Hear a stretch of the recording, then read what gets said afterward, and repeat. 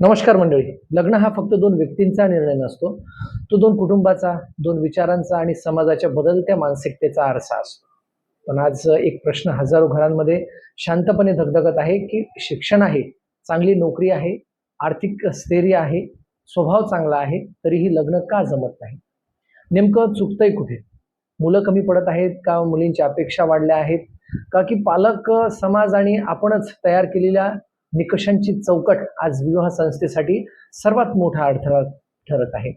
आज सोशल मीडियाच्या युगात नात्यांकडे पाहण्याचा दृष्टिकोन बदलला आहे. करिअरला प्राधान्य, आर्थिक निकष, सामाजिक प्रतिष्ठा, जातीचे बंधन, परिपूर्ण जोडीदाराचा शोध या सगळ्यांमुळे अनेक सुशिक्षित आणि सक्षम तरुण तरुणी लग्नाच्या प्रतीक्षेत आहेत. या विषयावर मतं अनेक आहेत, आरोपही अनेक आहेत, पण आज आपण भावनेने नाही तर वास्तवाच्या आधारावर चर्चा करणार आहोत.